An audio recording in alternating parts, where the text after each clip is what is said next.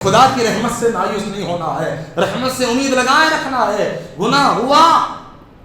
تو پھر اس کے بعد یہ سمجھ کر کے نوجوان کہ ایک بار نہیں بار بار ہم سے گناہ ہو رہا ہے، اللہ بھی ہمیں معاف نہیں کرے گا، اللہ بھی ہم پر اب اپنا کرم نہیں فرمائے گا، یہ ذہن ہے نہیں۔ اللہ پاک تو فرماتا ہے لا تقنطوا من رحمت اللہ، مصطفی آپ کی امتی ہے، ایک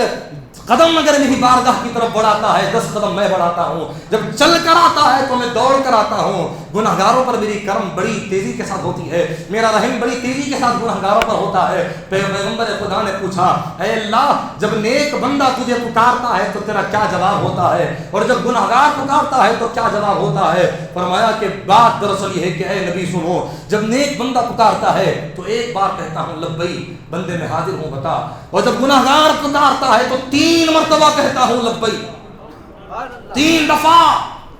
کہا کہ اے اللہ نیک بندے کے پاس تو عبادت ہے، اس کے پاس نیکی ہے، اس کے پاس تقوی اور پرہیزگاری ہے، اس نے تیری اطاعت کی، اس کے بعد پکارے تو اس کو یہ صلہ ملے کہ ایک بار تو اس کی پکار پر لبیک کہے، اور گناہگار کے پاس گناہ، اس کے نام اعمال میں تیری نافرمانی، تجھ کو ناراض کرنے والے کام، معصیت کا ارتکاب کیا، اس کے بعد پکارا تو 3 دفعہ تو لبیک کہنا۔